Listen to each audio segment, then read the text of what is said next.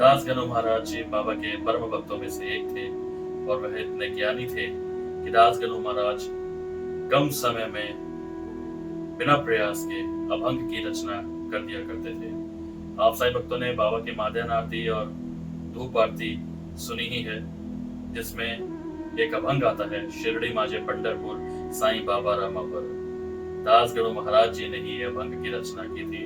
और काकड़ आरती में जब हम गाते हैं साईं रहम नजर करना, बच्चों का पालन करना, ये पद भी दास गणु महाराज जी ने ही लिखा था। दास गणु महाराज जी ने बाबा की कीर्ति दूर दूर तक फैलाई थी अपने कीर्तनों से। और जब भी दास गणु महाराज जी कीर्तन करने के लिए जाते थे तो बाबा का चित्र हमेशा उनके साथ में होता था। और दास गणु महाराज जी ग्रंथों की टिप्पणियां करते थे, यानी कि ग्रंथों पर टीका लिखा करते थे।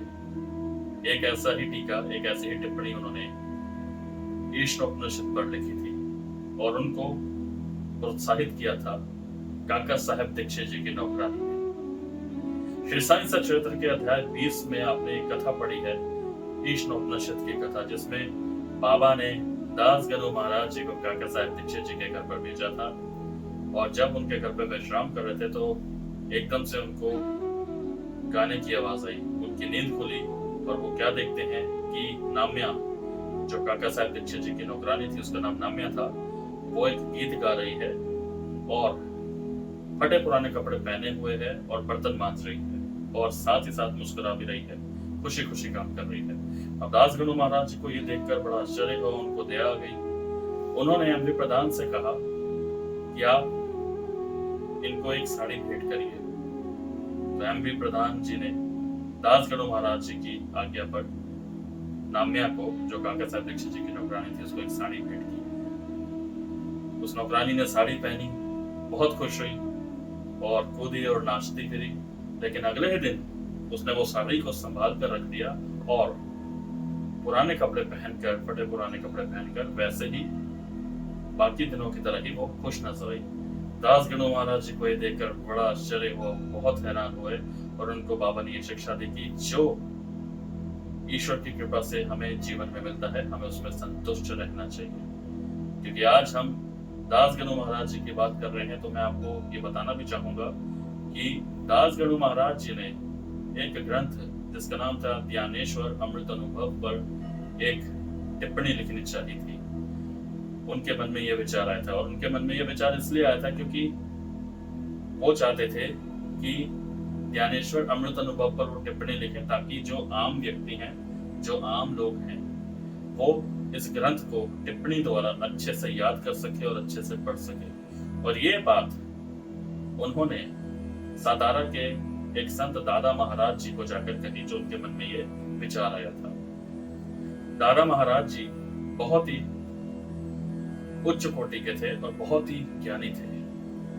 जब वह दादा महाराज जी के पास गए और उन्होंने अपनी बात दादा महाराज जी को बताई तो दादा महाराज जी को ये बात उलझन पूर्व लगी, यानी कि वो इस बात से सहमत नहीं थे।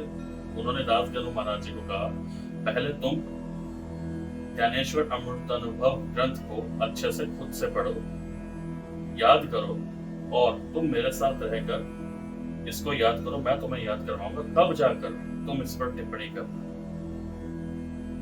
अब दास गणु महाराज जी की सोच उनसे विपरीत थी। उन्होंने सोचा और कहा कि अगर बाबा की इच्छा हुई कि मैं टीका लिखूं तो बाबा मेरे को बुद्धि देंगे और मुझे किसी से भी सीखने की जरूरत नहीं। अब यह बात दादा महाराज जी को अच्छी तो नहीं लगी, वो सहमत तो नहीं थे उनकी इस सोच से, लेकिन फिर भी दादा महाराज जी ने उनकी तरफ से बाबा से प्रार्थना की और बाबा की कृपा से दास गणु महाराज जी ने ज्ञानेश्वर अमृत अनुभव पर टिप्पणी लिखना शुरू की, जिसमें उन्होंने 2 अध्यायों की उन्होंने टीका लिखा। और जब उन्होंने 2 अध्याय कंप्लीट कर लिए, 2 अध्यायों का टीका लिख लिया, तो वो सीधा दादा महाराज जी के पास आए। तो दादा महाराज जी के पास आए तो दादा महाराज जी ने उनसे कहा कि कहां तक तुम्हारा प्रयास पहुंचा है, कि कितनी प्रोग्रेस हुई है टीका लिखने में। दास गणु महाराज जी ने वो दोनों अध्याय उनको सुनाए और जब दादा महाराज जी ने वो दोनों अध्याय सुने, उन्होंने दास गणु महाराज जी की प्रशंसा की और कहा कि वाकई में बाबा समर्थ हैं कि कितना अच्छा टीका बाबा ने तुमसे ये लिखवाया है। तो देखिए दास गणु महाराज जी का दृढ़ विश्वास था बाबा पर कि मैं कहीं और नहीं जाऊंगा, अगर बाबा की इच्छा हुई तो मैं ये कार्य करूंगा और बाबा ही मुझे बुद्धि देंगे। तो बाबा ने उनको बुद्धि दी, उन्होंने ये टीका लिखा और इतना खूबसूरत टीका लिखा जो शायद दादा महाराज भी नहीं उनको लिखवा सकते थे। श्री साईनाथ स्तवन मंजरी दास गणु महाराज द्वारा कृत। ये श्लोक दास गणु महाराज जी ने लिखा था, यानी कि ये पाठ श्री साईनाथ स्तवन मंजरी दास गणु महाराज जी इसके रचयिता थे। जब वह प्रयाग स्नान को जा रहे थे तो बाबा ने उन्हें कहा कि व्यर्थ इतनी दूर क्यों जा रहे हो, गंगा यमुना सरस्वती यही तो है। तो जब श्री दास गणु महाराज जी बाबा के चरणों में नतमस्तक हुए तो बाबा के चरणों में से गंगा यमुना और सरस्वती नदी बही और तब दास गणु महाराज जी के मुख से ये स्तवन मंजरी का श्लोक निकला था।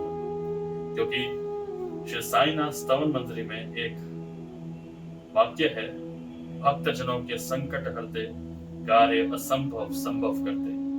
यानी कि बाबा भक्त जनों के संकटों को हरते हैं और कार्य जो असंभव होते हैं वो बाबा उन कार्य को संभव करते हैं। तो इसलिए हम जो भी कार्य करते हैं, चाहे हमारा वो व्यापार हो या कोई सा भी कार्य क्यों ना हो, हमें बाबा पर दृढ़ विश्वास रखकर बाबा का नाम लेकर वो कार्य अगर हम करेंगे तो हमारा कार्य असफल नहीं सफल होगा।